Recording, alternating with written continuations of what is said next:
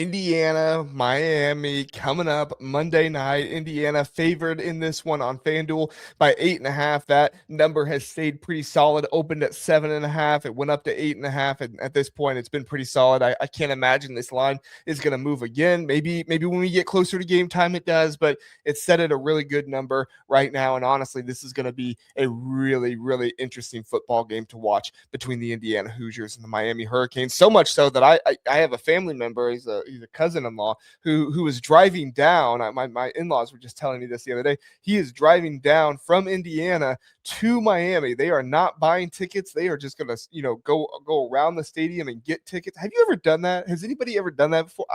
I don't think I would have the gusto, the guts to do something. Like, I'm one of those people. It's like, if I'm going, like, I gotta have the tickets, I gotta have everything ready. But boy, those tickets are crazy expensive. I think last time I looked, they were like, the lowest ticket was like $3,000. So boy, but Miami fans, Indiana fans, they're going to be there.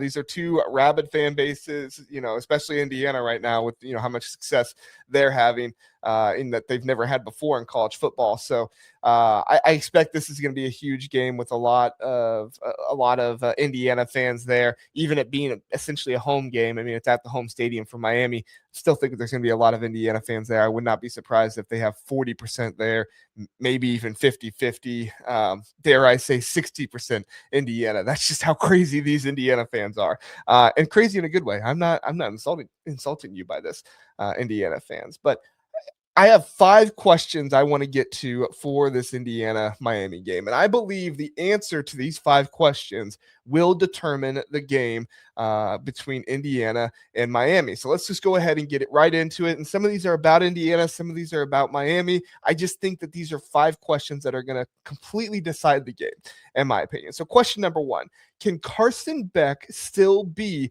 the best version of himself? I believe in postseason play, we have seen the absolute best out of Carson Beck that we have ever seen in his career. He is running for first downs. He is not turning the ball over. He is doing a fantastic job, throwing with timing and anticipation. He's doing such a great job right now and being poised and mature back there in the pocket that it's really elevating this Miami team to a whole nother level. We've known all season Miami has a great defense. They have freaks on the defensive line. If you can just get that running game going, you can play ball control and just tear apart whatever team you're going up against. Maybe you don't win by 70 on the scoreboard, but it's going to feel like you won by 70 with how physical and tough this Miami team is. What did this Miami team need? They needed a quarterback who would be able to pick up first downs with his legs when the offense gets in trouble to keep the drive alive, and they needed a quarterback who is not going to turn the ball over. Well, great news for Miami.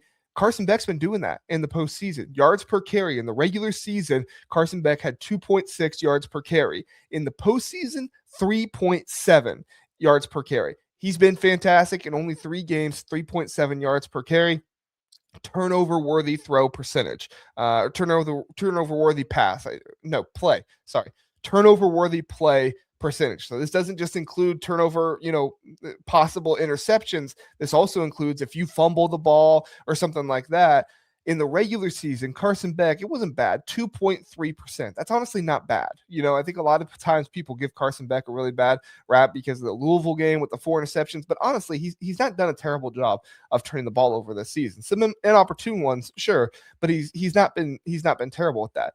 But in the postseason, he's been excellent. 0% of his dropbacks have resulted in turnover-worthy plays. And what I mean by that is not that the turnover does happen, but it's a strong possibility that it is. Think dropped interceptions, think fumbled snap, think, fumbled, transition, handoff, whatever it might be, that kind of stuff, but it doesn't go to the other team. That's what this stat is. And Carson Beck has done a fantastic job of not turning the ball over in the postseason, picking up first downs. And that is exactly what this Miami offense needs to do to support this nasty defense that Miami has. And when they do that, it works out really well for them. So we'll see if they can do that, if Carson Beck can continue to do that against Indiana and their very disruptive defense. Now, staying on the offensive side, but going over to the Indiana side, my second question, can Fernando Mendoza continue his incredible accuracy? It's not just been in the postseason, folks. He has had incredible accuracy all season long. 5 games this year. They've played 15. 5 games this year, Fernando Mendoza has thrown for more touchdown passes than incompletions. That is 33% of his games this season. He has thrown more touchdown passes than he has incompletions. He is throwing nearly 80% right now in postseason play. Mind you, the record for the best completion percentage in a season is like 77.8% by Bo Nix. I believe Julian Sayin may have broken that this season. I can't remember for sure. And he may not have in the postseason because of what happened with Miami and Indiana in those 2 games, which go figure. They're both in the national championship here. They both were able to stop one of the best quarterbacks in the nation and get pressure on him, which was huge, obviously. But can that happen in this one? Fernando Mendoza has been so great, even under pressure. He's been the best quarterback in the nation under pressure, that if Miami truly does want to affect that accuracy, they're going to have to actually get to him. They're going to have to actually hit him. And I don't mean hit him, when he runs the ball or anything like that. I'm saying hit him and hit him good. And another reason why Fernando Mendoza's accuracy has been so insane this season and in postseason play. In postseason play, 0 drops. His receivers have not dropped a single football in the postseason so far against Alabama, against Oregon. Miami's going to have to change that if they want to win this game. Number 3, will Miami's run game be enough to win? I think something that doesn't get talked about a whole lot. Obviously Mark Fletcher has done a fantastic job against Texas A&M, against Ohio State. They did a good job against Ole Miss. They were able to, keep the drives alive and run well. But Miami this season has a negative EPA per rush. Now, if you don't know what an EPA is expected points added. It's essentially kind of a way that you have, like, was this a run that kept us on schedule? And on schedule on first down is 3 or more yards. On second down, it's typically 2 or more yards, especially if you get 4 something on first down. It's expected points added. This means that a running play could actually is more likely, because it's negative for Miami, is more likely to decrease the offense's chance of scoring points. Think of hurting their drive. You often see these on short throws that don't pick up very many yards, early downs, losing yardage on like tackles for loss and stuff like that. Miami has not done a great job of that this season with their running game, but Mark Fletcher has been fantastic at keeping this team in a better pace most of the time, but they still don't have a super successful rushing rate. Miami's rushing success rate, so far in the CFP is 35% against Texas A&M, 54% against Ohio State. That was excellent. And then 32% against Miami. If you want to know what's good and what's bad, typically anything under 40 is considered below average. Anything above 50 is considered above average. So 40 or below is below average. 50 or above is above average. So in the Ohio State game, they were above average in that one, 54%.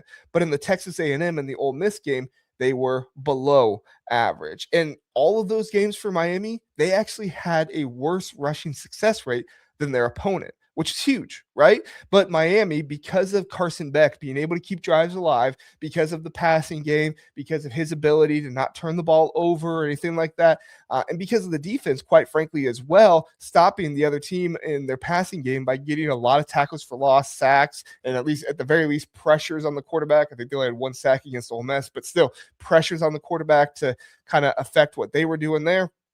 Because of all that, Miami didn't have to run the ball super consistently against Texas A&M, against Ole Miss. And so that's huge for them. My number 4 question, will Indiana's defensive line be super disruptive again?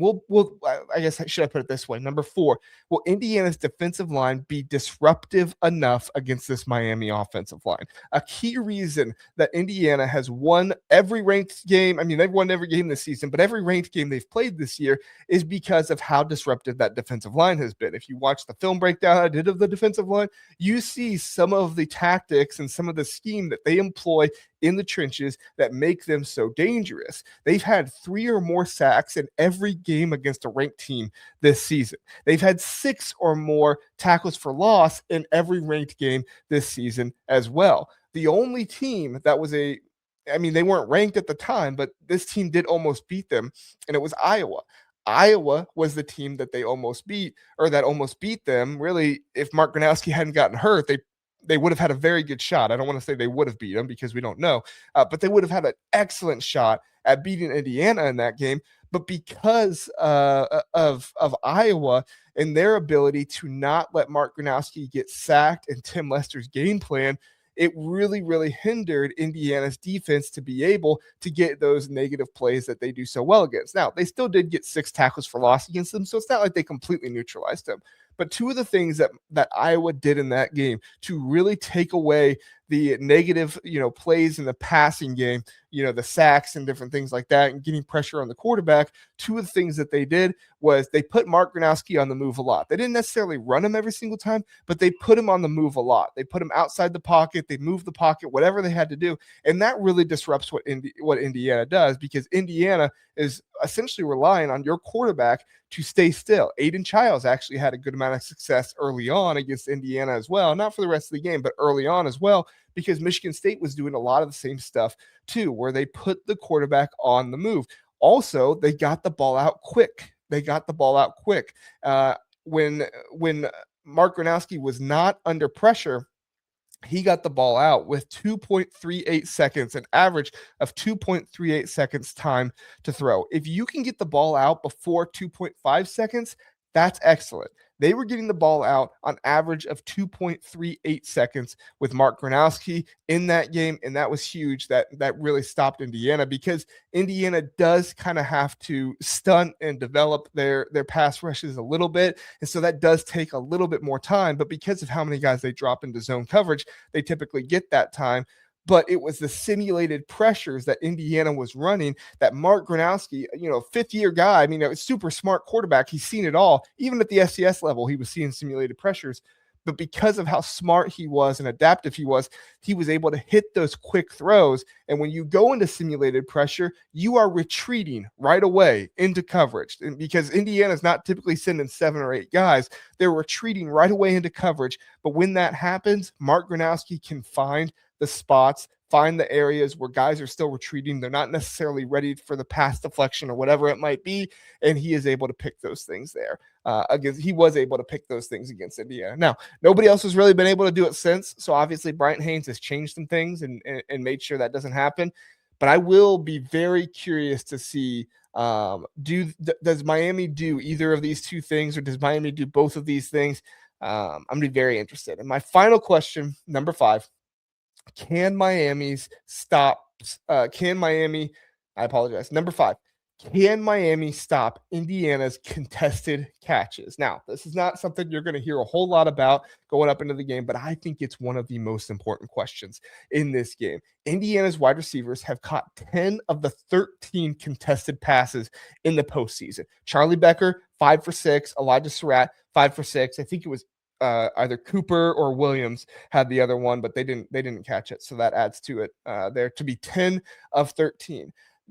A lot has been made about the size of the Miami offensive line against the Indiana defensive line. And don't get me wrong, I don't think that's a bad thing to talk about. I do think that Indiana's scheme kind of impacts that a little bit. But when you look at the size of Indiana's wide receivers, they're big, especially Elijah Surratt and Charlie Becker, who they are throwing up these contested catches to. Elijah Surratt, 6'2", 213 pounds. All right. He's not the biggest receiver in the world, but he's bigger than the DBs he's going up against. Charlie Becker, 6'4". Holy cow. That length is amazing, what he has on his body there. 6'4", 209 pounds. The DBs that Miami has that are most likely going to be going up against these guys, Xavier Lucas, who is out the first half of the game because of the targeting penalty, which is stupid, but still, he is 6'2", 198, and he's actually the biggest corner that they have, and he's going to be out. Ethan O'Connor is 6'1", 180, and OJ Frederique, I believe that's how you pronounce it. I apologize if it's not. He is 6 foot 185. So if you got Frederique going up against Surratt at 6 foot 185 against 6'2", 213, Surratt's obviously got that advantage. If you got Ethan O'Connor 6'1", 180 going against Charlie Becker at 6'4", 209, Becker's obviously got that advantage, right? A lot of people want to talk about the mismatch of size of a D'Angelo Pons or, the Miami offensive line to the Indiana defensive line. Don't get me wrong. I'm not saying you shouldn't talk about those things, but I think this part of the conversation needs to be in there as well. We need to talk about the size disparity and the ability for these Indiana receivers and Elijah Surratt and Charlie Becker to be able to get some of these contested catches. So no question, Miami's look. I'm not questioning Miami's DBs. They're tough. They're physical. They're going to do a great job trying to get up in the grill of these guys.